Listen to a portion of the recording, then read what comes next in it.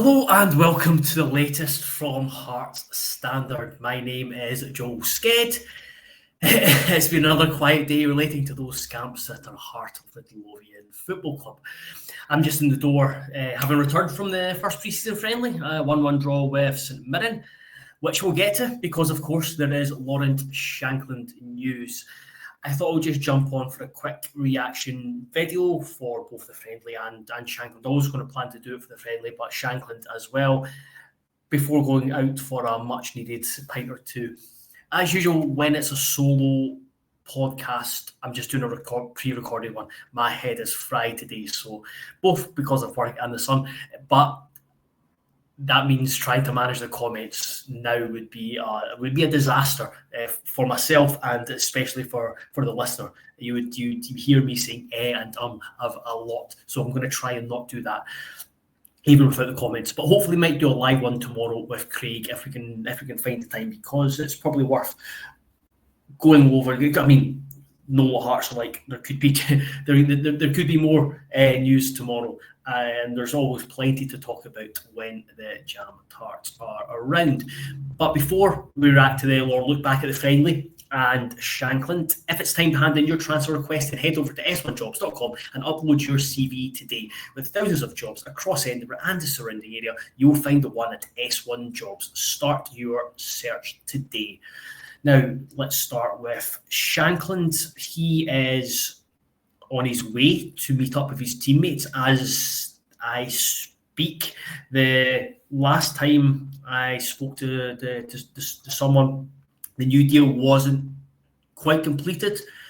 I think there's still things to iron out, but progress has been made, and that's certainly been made over the last 24 hours. I mean, you go back to yesterday, and if you watched the video I did with Craig, and you probably noticed I was pretty down on the deal, a new contract happening. It was just having gone to the training or the team's base yesterday and having spoken to McInnes, and it was probably the most down, if that's the right word to use, I'd seen him in relation to it happening.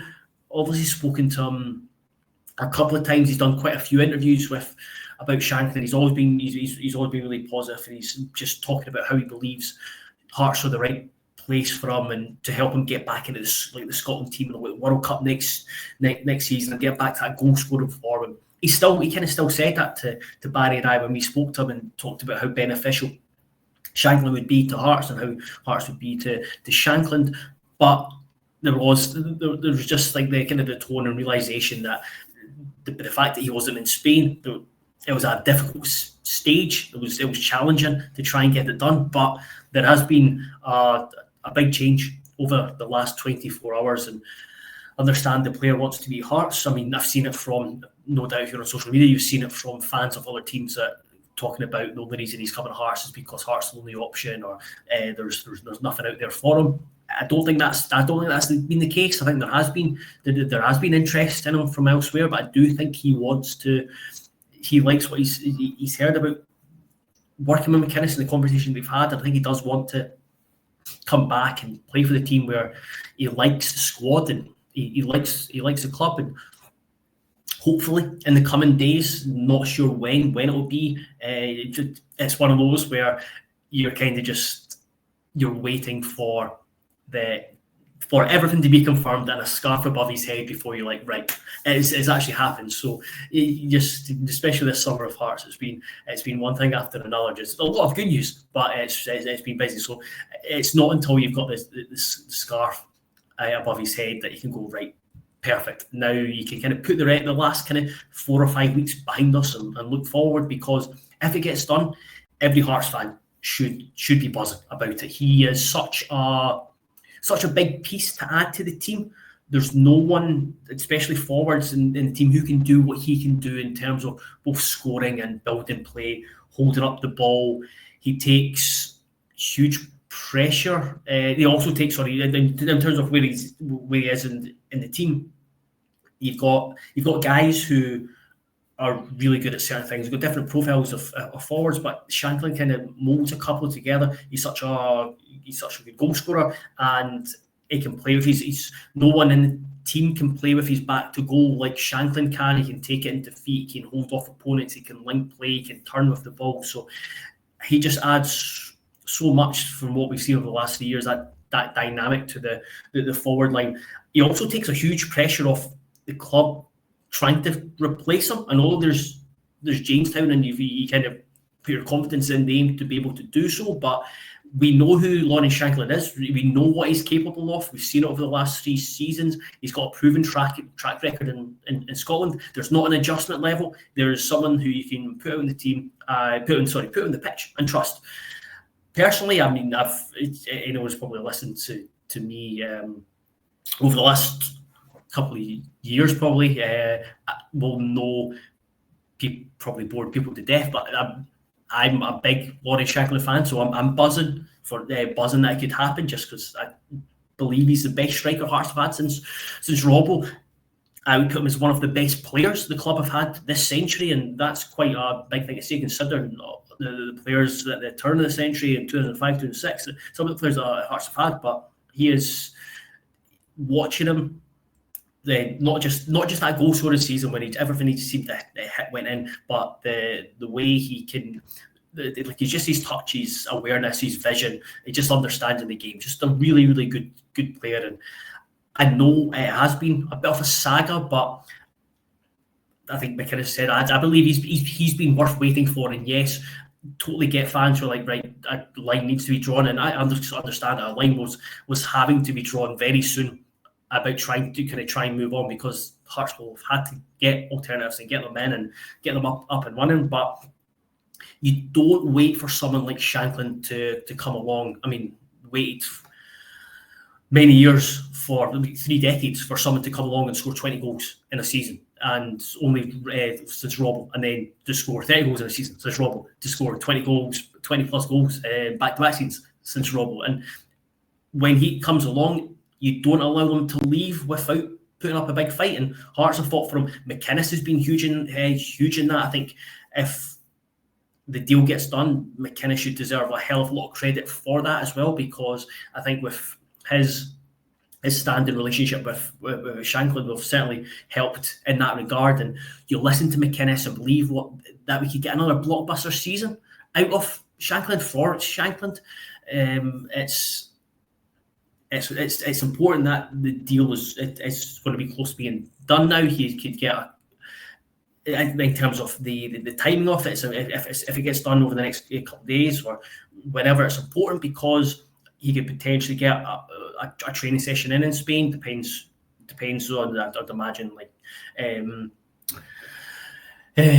of, what's the word, kind of insurance and stuff, etc. But if hopefully that gets announced sooner or later. But if not, then he's got a few weeks training ahead of the Dunfermline game, but also probably more importantly, 4 weeks potentially 4 weeks until the first Premiership game, to get up and running before then, because you don't want to leave it too long. So you can look back to last season, it kind of took a wee bit to get going, and it ended up having this kind of negative snowball effect.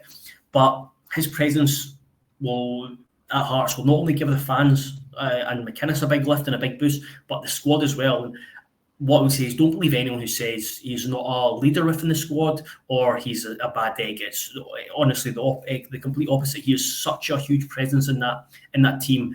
The leadership he shows away from just the pitch is massive, and he is someone who a lot of the players look up to. And I think he would just give, after a very hard week's work training wise in Spain, just give everyone a spring in their steps. So yes, hopefully this is coming to the very end point, the very conclusion. And unlike yesterday, where I was like, not sure this is going to happen, it's looking like a far more positive and more uplifting and more exciting end point, which is ideal.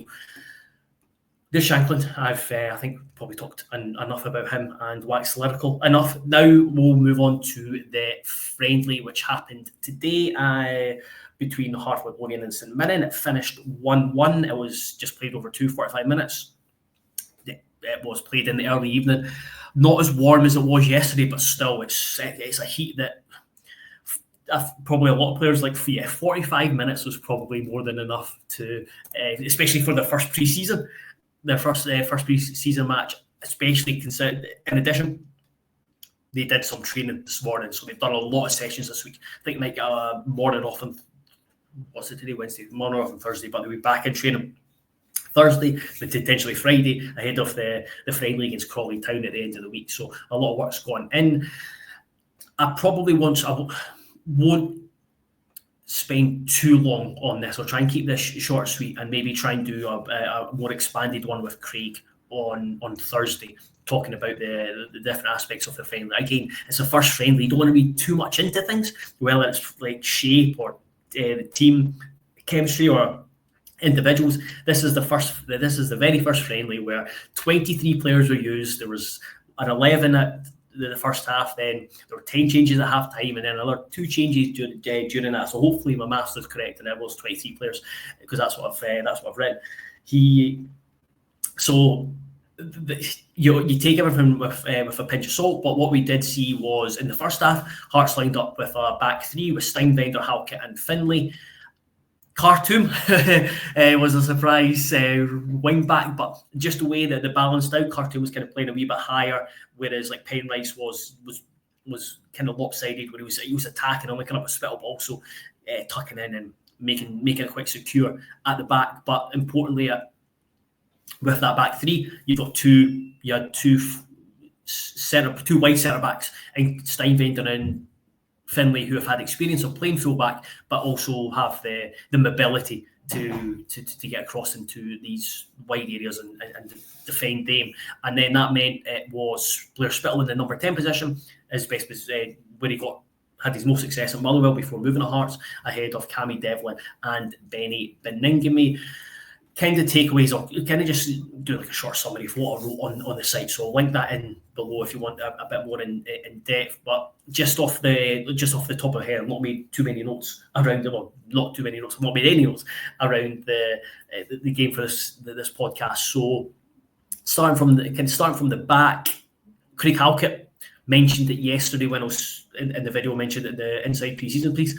Looks in great shape. He had the captain's armband. He was in the middle of the back three. Is obviously had his best ever season there for Hearts when he had Stephen Kingsley and John Stewart either side of him. He was really good in the air. It was obviously against Michael Mandron. Really, just you know what to expect from Craig Halkett, and we saw that. There was a wee bit of a mix-up at the goal. Evan Mooney cutting in and scoring. Michael Mandron made a great run. When he made that run, Steinbender and Halkett both went with that run, so that or both made motion to go for that run. So what it did, it opened up the space for Mooney to cut in and be able to put a shot past Xander Clark. Beyond that, Clark didn't have too much to do. There was a nervy moment when he didn't get a kick out quite right, but thankfully the bounce landed for him and he was able to kick it away. But other than that, he wasn't tested too much. Up the other end, Hearts did create chances or at least create openings. James Wilson had the best of them first half, I remember. Especially there was one where Spittle moved left as he did from the number 10 position off them and linked up with Penrice. What we saw last season where Spittle had a touch, great pass, and it set Penrice free. Penrice got his head up, slid a pass right into Wilson. Wilson ran onto it, but his connection wasn't clean and it kind of passed up. But Wilson was brilliant. Obviously, I've just talked loads about Shankland, being really excited about Shankland, but in terms of the next step for Wilson, I think he could be a really important player for Hearts, or a really big player for Hearts this coming season, because he looks like he's just growing, having had that past that season and that exposure at first team level. There was a moment really early on, and this is a big thing that probably be worked on. He's still, was it 18, 19, that with his back to goal and like knowing how to use he's strong, but it's like football strength, knowing how to use his body. There was a really encouraging moment early on when it went in his feet. Alex Gogic, we know Alex Gogic turns into Franco Perezi when he plays Hearts, was right up his backside. Wilson did really well to hold him off and turn with the ball. That was really encouraging, and then his movement was great. He was kind of drifting out to the right at times. Stuart Finlay played a couple of great crossfield passes, and there was just a couple moments where maybe a pass didn't quite reach him properly, or he had the ball and he was running defenders and he had a moment of indecision. But more than anything, he was just really lively, great movement, always on his toes. I'll come on to talk about someone who he seemed to be always on his heels. James Alston's always on toes, ready to react. His movement is great. There was a lot of praise from the sidelines, a lot of praise within the players as well for Wilson, or Jimmy, as he seems to be now known. So yeah, that was a real positive. On the flip side, Cabangu didn't impress nearly as much, and there was a couple of times where we've seen it last season. I think it was Motherwell when he played up front in his own, ball was fired in his feet and it bounced off him, and that happened a couple of times where he just didn't hold the ball in, didn't protect it, didn't use his strength, and then the run in behind never quite clicked and never really got in the game, and he was off after 45 minutes as part of all the changes. Hearts went into the half-time 1-1, and that was thanks to Benny Meningham's deflected. It was a heavy deflection. I think the shot was going to target, but a heavy deflection that went in the back of the net. Him and Cammy Devlin, I think they're going to be encouraged to be more join up with the forwards, be more kind of forward thinking. There was a shout late in the first half when McInnes was urging them both to support or get close to the box, and seeing it in training yesterday, Benny was just encouraged to shoot more. He was involved in shooting drills, and seen it there where there was looking to play forward more. You've probably heard me talk loads about Benny and Cammy Devlin, how much I like them, but at times where it can sometimes be, they can sometimes play too many passes in the middle and it slows it down. And I think the key will be to try and play quicker and forward quicker, which is encouraging. Second half flipped to a 4-4-2. 10 changes. Wilson stayed on and he was joined up front by Braga. Callum Neuenhoff and Oisin McEntee were in the middle of the park. Loads of energy with those two, which we'll come on to talk about with McEntee. And it was more in the second half, I kind of focused a lot more on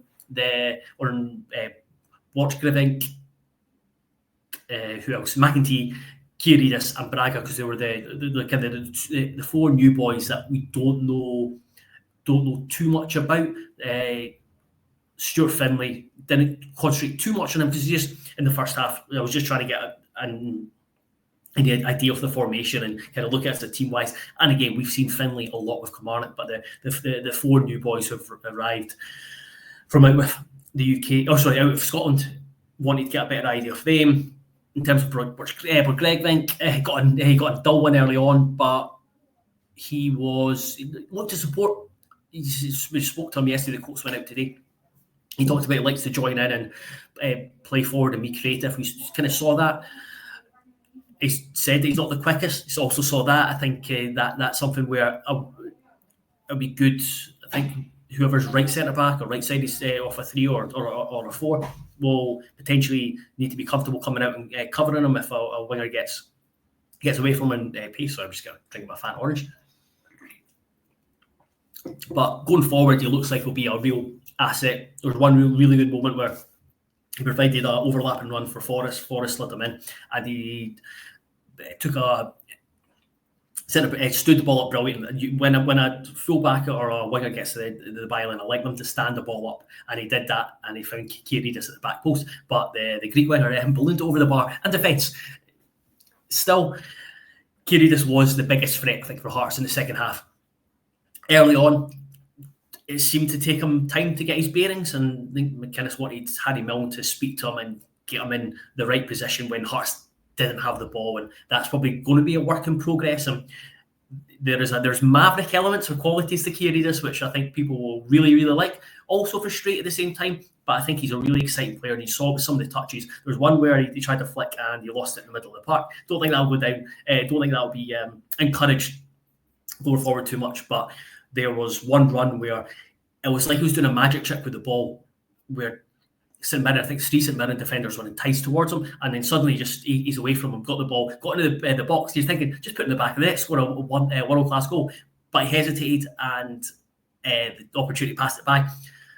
Couple of moments, then he did it 2 or 3 times where he got the ball outside the box, cutting his right foot, and tested the goalkeeper, sent one just wide, and I think that's what we're going to see a lot from him, is someone who will excite, who will pose a goal threat, who will maybe he will just have those special moments, and he will be someone that you will be not wouldn't say project, but the need to be worked on the kind of the defensive or his position, even just his positioning, because there was times where he was working back really hard and put pressure on opposition, but maybe just knowing when to press, what position to be in.